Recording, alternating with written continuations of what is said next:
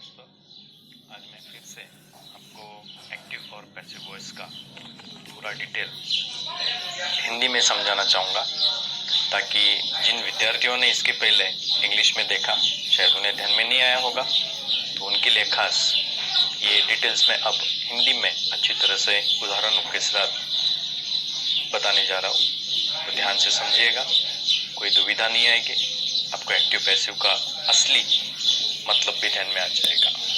ठीक है, तो चलो एक के बाद एक जो स्लाइड्स हैं इनके ऊपर ध्यान दीजिएगा और इसको ध्यान से समझिएगा।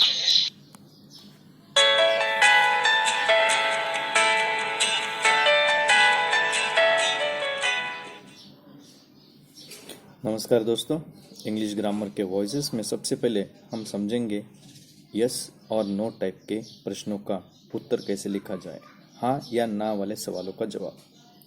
तो सबसे पहले यहाँ पर एक नंबर पर दिया गया है डू और डज। इसका आंसर जब लिखते हैं हम तो एम इज आर से ही बनना चाहिए। उदाहरण दिया हुआ है, does she bring the changes, क्या वो बदलाव लाती हैं? तो आंसर देखिएगा, are the changes brought by her. उसी तरह से दूसरा वाक्य भी है एम इज आर से, जो एम इज आर में ही बदलता है। अगर एम इज आर का सेंटेंस डिस्कसिंग जैसे आईएनजी जैसे क्रियापद से होता है तो उसके आंसर में हमेशा एम इज आर से ही शुरू कीजिएगा और उसमें BEING का उपयोग करना ना भूलें, क्योंकि ये बहुत ही ज़रूरी होता है कि जब भी आपके दिए हुए वाक्य में डिस्कसिंग जैसा शब्द जो ING के फॉर्म में है, जिसको प्रेजेंट कंटिन्यूअस टेंस में कहा जाता है, तो उसके हिसाब से उत्तर में बीइंग का उपयोग करना ज़रूरी है। यह दोनों वाक्य, जो पहला वाक्य है ये सिंपल प्रेजेंट टेंस का है, बल्कि दूसरा वाक्य जो है प्रेजेंट कंटिन्यूअस टेंस का है। इन दोनों को ध्यान से चेंज कीजिएगा। यानी कि डू डज का प्रश्न अगर कभी भी आता है तो उसका जवाब हमेशा एम इज आर से ही लिखना होता है। बस इतना ही फर्क है कि इसमें बीइंग का उपयोग नहीं होता है। और दूसरा जो वाक्य है एम इज आर से जिसकी शुरुआत हुई है, जिसका उत्तर एम इज आर से ही लिखा जाता है, इसमें बीइंग का उपयोग इसलिए किया जाता है क्योंकि प्रश्न में पहले से ही डिस्कसिंग जैसा ING का जो उपयोग किया गया है उसको ध्यान में रखकर उसका उपयोग करना ज़रूरी होता है। चलो आगे बढ़ते हैं। अब आता है सिंपल पास्ट टेंस का सेंटेंस, साधारण भूतकाल का, जिसमें प्रश्न की शुरुआत डिड से होती है और उत्तर वॉज या वर से ही बनना चाहिए। उदाहरण दिया हुआ है, did the man bring the woman. उत्तर देखिए, was the woman brought by the man. हमेशा याद रखना कि जब भी कोई प्रश्न होगा तो उसमें जो भी एक्शन करने वाला व्यक्ति होता है वो अंत में चला जाता है और जिसके साथ एक्शन हुई है या जिसके बारे में एक्शन बताई गई है वो शुरुआत में आ जाता है। बस इतना ही फर्क है कि शुरुआत में वॉज वर का उपयोग करना जरूरी है। उसी तरह से आगे बढ़ते हैं। वॉज वर प्लस ING का उपयोग होता है तो उत्तर में हमेशा वॉज वर बीइंग का उपयोग होना चाहिए। जब भी आपको ING ऊपर दिखेगा, यानी कि जो क्रियापद होता है कैरिंग के जैसा जिसमें ING दिया हुआ है, तो उसके उत्तर में बीइंग का उपयोग होना जरूरी है। जैसे कि were the soldiers carrying the weapons. उत्तर देखिएगा, were the weapons being carried by the soldiers. याद रखें, प्रश्न चिन्ह अंत में देना ना भूलें। आगे बढ़ते हुए अगला हैव और हैज का जो सेंटेंस होता है, जो प्रेजेंट परफेक्ट टेंस में होता है, उसका उत्तर भी हैव हैज से ही बनना चाहिए। गलती से भी हैड से ना बनाए, क्योंकि ये डायरेक्ट इनडायरेक्ट स्पीच नहीं है। उदाहरण दिया हुआ है, have you collected your results. उत्तर देखिएगा, have your results been collected by you. बहुत सारे बच्चों को यह प्रश्न उद्भवता है कि हैव कब उपयोग करें और हैज कब उपयोग करें। इसका भी विश्लेषण मैंने इन दो उदाहरणों के बाद नीचे दिया हुआ है, फिर भी उसको समझा देता हूँ। जब भी आप वाक्य की शुरुआत में ही, शी, इट या कोई भी एक व्यक्ति, एक जगह या एक चीज के बारे में विश्लेषण देते हैं तो हमेशा उसका उपयोग शुरुआत में हैज से कीजिएगा। बाकी रहे आई, वी, यू और दे के साथ हैव का उपयोग कीजिएगा। जो नोट मैंने नीचे लिखी है उससे पता चल जाएगा आपको, उसको आप अपनी नोटबुक में नोट डाउन कर लीजिएगा कि जैसे ही हैज़ का उपयोग होगा तो उसमें हमेशा ही, शी, इट और सिंगुलर नाउन यानी कि एक ही सिंगल व्यक्ति हो सकता है, जगह हो सकती है, चीज हो सकती है। बल्कि हैव का उपयोग आई, वी, यू या एक से ज़्यादा व्यक्तियों के बारे में यानी कि प्लूरल नाउन्स के साथ किया जाता है। इससे आपको पता चलेगा कि शुरुआत में क्या लाना है, हैव या हैज़। उसी तरह से आगे बढ़ते, पास्ट परफेक्ट टेंस का उत्तर होता है हैड का, हैड से ही प्रश्न बनता है। उदाहरण दिया हुआ है, had your family followed the rules. उत्तर देखिएगा, had the rules been followed by your family. अगर आपके मन में ये प्रश्न उद्भवता है कि यहाँ पर बीन कैसे आ गया, तो हमेशा याद रखना कोई भी परफेक्ट टेंस जैसे होगा उसमें बीन का उपयोग करना ज़रूरी है, जैसे हमने इसके पहले के वाक्य में हैव हैज़ के वाक्य में किया था। आगे बढ़ते हुए, विल और शैल, जिसका आंसर भी विल शैल से ही बनता है। उदाहरण दिया हुआ है, शैल आई हेल्प यू। उत्तर देखिएगा, shall you be helped by me. अब कुछ उदाहरण लेते हैं। इन उदाहरणों में आपको शुरुआत में डू, एमिजार, डीड या हैव हैज इनसे प्रश्न बनाए हुए हैं। पहला उदाहरण है, do you like an ice cream. उत्तर देखिएगा, is an ice cream liked by you. दूसरा उदाहरण है, is she playing a violin. इसमें मैंने पहले भी आपको समझाया था कि जब भी ऊपर आईएनजी आएगा तो आंसर में यानी कि उत्तर में हमेशा बीईआईएनजी ही आना चाहिए, इसलिए इसका उत्तर है is a violin being played by her. तीसरा उदाहरण देखिएगा, did he break the record. उत्तर, was the record broken by him. इन सभी वाक्यों में मैंने वर्ब 3 का उपयोग किया था। उदाहरण चौथा देखिएगा, were the students preparing a lesson. जैसे मैंने आपको पहले समझाया, प्रिपेयरिंग आईएनजी आया तो बीइंग आना ही चाहिए, इसलिए यहाँ पर was a lesson being prepared by the students. बहुत सारे बच्चों को प्रिपेयर्ड ये क्या है ये नहीं पता है, तो ये क्रियापद का तीसरा रूप है। जैसे कि ब्रेक, ब्रोक, ब्रोकन, उसी तरह से prepare, prepared, prepared. Have they turn off the switch. उदाहरण पांचवा, उत्तर देखिएगा, has the switch been turned off by them. इसमें एक चीज का और ख्याल रखिएगा, इनमें दिए गए जैसे शब्द हैं, आई का मी बनना, वी का अज बनना, उसी तरह से दे का यहाँ पर हमने देम बनाया है, इनका भी ख्याल रखिएगा। एग्जाम्पल 6 में देखिएगा, shall I give you more examples. क्या मैं आपको और ज़्यादा उदाहरण दे दूँ। उत्तर देखिएगा, shall you be given more examples by me. या फिर इसका उत्तर और एक तरीके से लिखा जा सकता है, shall more examples be given to you by me, क्योंकि इसमें ऑब्जेक्ट दो हैं, एक यू और एक मोर एग्जाम्पल्स, जिनको शुरुआत में लाकर आप सेंटेंस दो प्रकार से बना सकते हैं। चलो देखते हैं। अब आगे बढ़ते हुए, डब्ल्यूएच टाइप के प्रश्न। डब्ल्यूएच टाइप के प्रश्न किनको कहा जाता है? ऐसे प्रश्न जिनकी शुरुआत व्हाट, व्हेन, हाउ, हु, विच, जिसके शुरुआत में आमतौर पे डब्ल्यूएच वर्ड आता है, इनको डब्ल्यूएच टाइप का क्वेश्चन कहा जाता है। इसलिए सभी बच्चे इसका बहुत ख्याल रखें। इनमें बहुत सारी दुविधाएं आती हैं उत्तर लिखने में, उनको भी मैं अच्छी तरह से समझा देता हूँ। उदाहरण नंबर 1 देखिएगा, why do you like an ice cream. क्या मैंने वाई को चेंज किया है? नहीं, वाई को वाई ही रखा है। उसी तरह से जब भी कोई डब्ल्यूएच वर्ड आएगा उसको वैसा ही रखा जाए, जैसे कि वाई का वाई, वेन का वेन, हाउ का हाउ, हु का सिर्फ इतना है, बाय हुम लिखा जाता है। एकलौता ऐसा एक शब्द है हु, जिसकी शुरुआत में आपको बाय हुम से उत्तर लिखना होता है। उसी तरह से और भी बहुत सारे शब्द है, जैसे कि विच है, तो विच को किसी और फॉर्म में नहीं बदला जाता है, बल्कि शुरुआत में बाय विच लिखा जा सकता है। इसलिए इसका उत्तर गलत ना लिखे, जैसे कि why an ice cream is liked by you, ये रॉन्ग स्टेटमेंट हो सकता है। दूसरा उदाहरण देखिएगा, where is she playing a violin. उत्तर, where is a violin being played by her. इस उदाहरण में एक चीज का ख्याल रखिएगा, कौन सा? वेयर अ वायलिन इज ना लिखे, वेयर इज अ वायलिन लिखे। क्यों? क्योंकि एक वाक्य आपका प्रश्नार्थी वाक्य बनता है और एक को हम असर्टिव कहते हैं। अगर आपने अ वायलिन पहले लिया और इज बाद में लिया तो वो उत्तर असर्टिव बन जाएगा, जिसमें आप प्रश्न चिन्ह नहीं लगा सकते। आगे बढ़ते हुए उदाहरण number 3, when did he break the record, उसने रिकॉर्ड कब तोड़ा था। उत्तर दिखेगा when was the record broken by him, मैंने वॉज को व्हेन के तुरंत बाद में रखा हुआ है। बहुत सारे जन इसको ऐसा भी लिख बैठेंगे when the record was broken by him, तो ये गलत हो सकता है, क्योंकि अगर आप व्हेन को छुपा कर देखते या ऊपर के सेंटेंस में, ऊपर के वाक्य में वेयर को छुपा कर देखते, आपको पता चल जाएगा कि कौन सा प्रश्न है और कौन सा नहीं है। ये बात बहुत ध्यान से समझिएगा। उदाहरण नंबर 4 में देखिएगा, when do you ride the horse, आप घोड़े की सवारी कब करते हैं।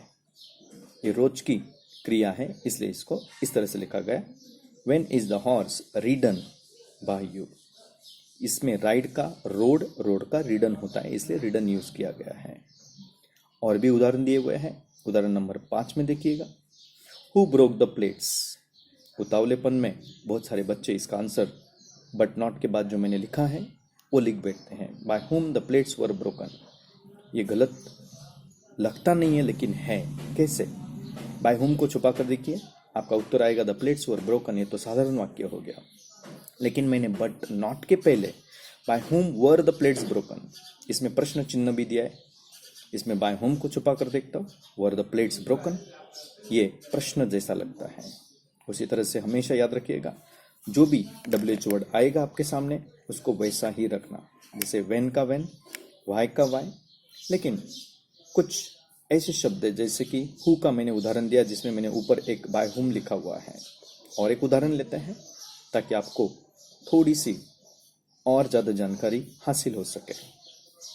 Who got the first prize, मैं पुनः रिपीट करता हूँ, who got the first prize.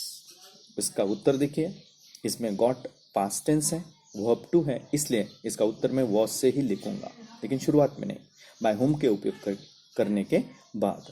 Bye whom was the first prize got, वापस by whom was the first prize got. End में यानी कि अंत में प्रश्न चिन्ह लगाना ना भूलें। उसी तरह से विच का भी एक ऐसा वाक्य होता है जिसकी शुरुआत में आपको बाय का उपयोग करना जरूरी है। उदाहरण देता हूं, which fellow brought the things, which fellow brought the things. उत्तर देखिएगा, by which fellow the things were brought, by which fellow the things were bought. इसलिए ध्यान रखिएगा कि by which, by whom, for whom, of whom, ऐसे अनगिनत प्रकार के प्रश्न तैयार किए जा सकते हैं जिनको आपको ध्यान से समझकर बदलना होता है। आगे बढ़ते एक नए प्रकार में, जिसको हम इंपरेटिव सेंटेंसेस कहते हैं। यानी कि इंपरेटिव सेंटेंसेस वो होते हैं या ये वाक्य वो प्रकार होते हैं जिनमें हम किसी को कमांड करते हैं, रिक्वेस्ट करते हैं, ऑर्डर देते हैं, सजेशंस देते हैं, एडवाइस देते हैं। यानी कि अलग अलग प्रकार के काम काज के लिए हम अलग अलग प्रकार का उपयोग करते हैं। जैसे कि कोई व्यक्ति किसी को कुछ करने के लिए कहता है तो उसे इंपरेटिव कहते हैं। पहला उदाहरण देखिएगा, ओपन द डोर। अब इसमें प्रश्न ये उद्भव होता है कि कौन किसको दरवाजा खोलने के लिए कह रहा है, यह नहीं पता, फिर भी वाक्य बनाता है। ओपन द डोर बना हुआ वाक्य जो है, इसमें शुरुआत में ओपन यह क्रियापद है, इसलिए क्रिया किस चीज के साथ हो रही है, द डोर के साथ, इसलिए द डोर को शुरुआत में लेकर आइए, द डोर, उसके बाद तुरंत शुड डाल दीजिएगा और वर्ब 3 बनाने के लिए बी डालना जरूरी है, इसलिए इसका उत्तर the door should be open इस तरह से लिखा गया है। या तो फिर इसका उत्तर, कोई भी प्रकार का इंपरेटिव सेंटेंस जब होता है तो लेट से शुरू कीजिएगा, हमेशा LET से। आगे भी इसके 2 प्रकार है जिनमें लेट आता है कि नहीं आता है, इसके बारे में चर्चा करेंगे।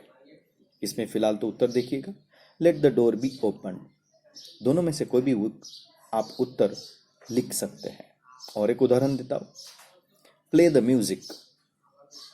दोनों उत्तर देखिएगा, सामने आपके उदाहरण दिया हुआ है, प्ले द म्यूजिक। जिस तरह से open the door, play the music. The music should be played, या तो फिर इसका उत्तर let the music be played भी लिखा जा सकता है। शायद अब इससे समाधान हो गया होगा आपका कि किस तरह से इनका उत्तर लिखा जाता है। आगे बढ़ते हुए और उदाहरणों में, have a cup of T, कोई व्यक्ति किसी को चाय का प्याला पीने के लिए कहता है। इसका उत्तर देखिएगा, a cup of tea should be had by you. A cup of tea should be had by you, इसमें हैड कहाँ से आया? उस हैव का हम तीसरा रूप जब यूज करते हैं तो उसका हैड बनता है, जैसे ब्रेक का ब्रोकन बनता है, उसी तरह से हैव का हैड बनता है। या तो फिर इसका उत्तर ऐसे भी लिखा जा सकता है, let the cup of tea be had by you. इनमें बहुत सारे बच्चों का सवाल ये उठता है, बाय यू लिखना जरूरी है? नहीं भी लिखा तो भी चलेगा, क्योंकि इसमें कौन किसको क्या करने के लिए कह रहा है ये पता ही नहीं चलता। बस ये पता चलता है कि कोई काम किसी को करने को कहा गया है। उदाहरण नंबर 3 में देखिएगा, प्लीज रीड द बुक। इसका उत्तर देखिएगा, the book should be read by you, या तो फिर इसका उत्तर let the book be read by you. इन दोनों में से कोई भी एक प्रकार का वाक्य का उपयोग आप कर सकते हैं, जिनमें एक में शुड का उपयोग होता है, प्लस बी होता है, प्लस वर्ब 3 होता है। पुनः मैं वापस आपको यही समझा रहा हूं कि रीड ये रेड बोला जाता है। इसका और एक उत्तर है let the book be read by you. अब हम बढ़ते हैं टाइप बी की तरफ, जिनको अलग तरीके से उत्तर बनाकर लिखा जाता है। उदाहरण number 1, let the monitor mind the class. Monitor को अपने क्लास को माइंड करने दिया जाए, यानी कि संभालने दिया जाए या उसकी व्यवस्था करने दिया जाए। कोई इसको करने के लिए नहीं कह रहा है, बस किसी के द्वारा ये किया जाए ये कहा जा रहा है। उसका उत्तर let the class be minded by the monitor. इसमें माइंडेड ना लिखें, क्योंकि माइंड का माइंड ही रहता है। उदाहरण नंबर 2 देखिएगा, let us fight corona pandemic. चलो हम सब मिलकर कोरोना पैंडेमिक के महामारी से लड़ते हैं। अब ये वाक्य कौन किसको कह रहा है नहीं पता, इसलिए इसके आंसर की शुरुआत यानी कि उत्तर की शुरुआत भी लेट से ही होती है। उत्तर देखिएगा, let the corona pandemic B fought by us. वापस रिपीट करता हूं, लेट का उत्तर लेट से ही लिखा जाना चाहिए। प्रश्न अगर लेट से बनता है तो उत्तर भी लेट से ही बनना चाहिए, और बाद में उसका वर्ब 3 का उपयोग करना जरूरी है। लेकिन वर्ब 3 के लिए आपको बीई का उपयोग अंदर करके तब जाकर वर्ब 3 बनाया जा सकता है। और एक उदाहरण लेते हैं, let me give you an example. पुनः रिपीट करता हूं, let me give you an example. उत्तर देखिएगा, let an example be given to you by me. Let an example be given to you by me. और एक उदाहरण देता हूं ताकि आपको और ज्यादा जानकारी मिल सके। Let them fight, let them fight. अब इसका उत्तर बनता ही नहीं है, क्योंकि इसमें कौन किसको क्या करने के लिए कह रहा है, इसलिए इसका उत्तर हम कुछ टाइप सी की तरह लिखेंगे। शायद आप चौंक गए होंगे कि ये प्रकार कौन सा है तीसरा। जैसे कि इसमें देखो, please stand up, please stand up सिर्फ खड़े रहने के लिए बोला गया है, लेकिन खड़ा किसको रहना है नहीं रहना है ये नहीं बताया गया। इसलिए सामने वाले को हम रिक्वेस्ट कर रहे हैं या ऑर्डर दे रहे हैं, इसलिए इसका उत्तर यू आर से ही शुरू होता है। बस फर्क इतना है कि यू आर के बाद हमें रिक्वेस्टेड, ऑर्डर्ड, सजेस्टेड, एडवाइज्ड ऐसे कुछ शब्दों का उपयोग करना होता है। फिलहाल तो इस वाक्य में कोई किसी को एक तो रिक्वेस्ट करा या तो ऑर्डर करा, इसलिए हमने इसका उत्तर यू आर रिक्वेस्टेड और ordered to stand up, to का उपयोग होना जरूरी है। उदाहरण नंबर 2 देखिएगा, वेलकम टू माय चैनल। मेरे चैनल में आपका स्वागत है। अब इस वाक्य को बदलते वक्त you are suggested to welcome to my channel, मैं आपको सजेस्ट कर रहा हूं कि आपका मेरे चैनल में मनपूर्वक स्वागत किया जा रहा है। इस तरह से कुछ वाक्य जिनमें सिर्फ क्रियापद बताया जाता है, जैसे कि ईट, सिर्फ ईट ही लिखा हुआ है और आपको बोला गया कि चेंज द वॉइस, तो ऐसे वाक्य में you are ordered to eat, eat what वो नहीं बताया गया, इसलिए मैं कुछ भी इसमें अपनी ओर से खुद से होकर ऐड नहीं करूँगा। इसका खास ख्याल रखिएगा, टाइप सी बहुत ही कम बार बोर्ड में पूछे जाने वाले सवालों में से एक है, लेकिन फिर भी ये कमी आपको महसूस ना हो कि ऐसा कोई उदाहरण होता है कि नहीं, इसलिए मैंने इनको ध्यान से समझाया। चलो अब आगे बढ़ते हैं, कुछ एक्सरसाइजेस करते हैं, देखते हैं आपको किन किन का जवाब सही ढंग से आता है। पहला उदाहरण देखिएगा, does the boy gain the benefits, does the boy gain the benefits. मैंने शुरुआत में समझाया था कि डू डज का वाक्य जब भी होता है तो उसका उत्तर एमिजार से आता है, तो क्या आपका जवाब सही था? Are the benefits gained by the boy. दूसरा उदाहरण देखिएगा, are we keeping social distancing. उदाहरण अगर आपने गेस कर लिया होगा तो चेक कीजिएगा क्या आपका उदाहरण सही है या उसका जवाब आपको सही आ रहा है। उत्तर देखिएगा, is social distancing being kept by us. अगर ये सही था तो आप बहुत अच्छी तरह से समझ चुके, ऐसा मैं मानूंगा। अब आगे बढ़ते हैं, उदाहरण नंबर 3 में, has anyone planted a plant every year. Repeat करता हूं, has anyone planted a plant every year. उत्तर भी हैज से ही बनना चाहिए, इसलिए इसका उत्तर देखिए, has a plant been planted every year by anyone. इसमें आप एवरी ईयर की जगह बाय एनीवन एवरी ईयर भी लिख सकते हैं अंत में और प्रश्न चिन्ह रख सकते हैं। चलो बढ़ते हैं आगे, उदाहरण नंबर 4 की तरफ। Did the animal create any disease.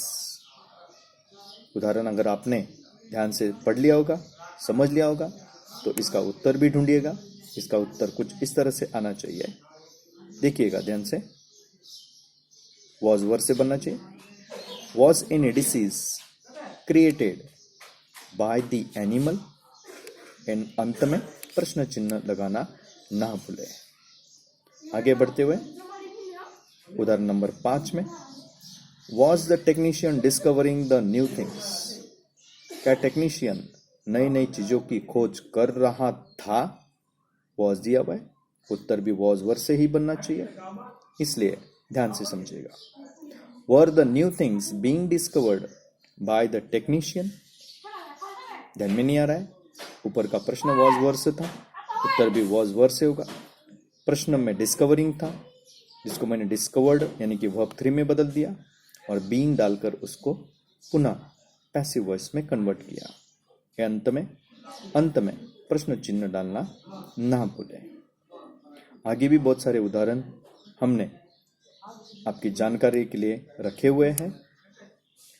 अगले उदाहरण में ध्यान से समझना, जिसमें हमने शुरुआत में कैन का उपयोग किया है। गलती से भी उत्तर में कुड का उपयोग ना करें, क्योंकि ये डायरेक्ट इनडायरेक्ट स्पीच नहीं है, इसका ख्याल रखें। Can you clear my doubts, क्या तुम मेरे डाउट्स क्लियर कर सकते हो? उत्तर देखिएगा, कैन का कैन बनेगा, कुड का कुड बनेगा, मे का मे रहेगा, विल का विल, शल का शल।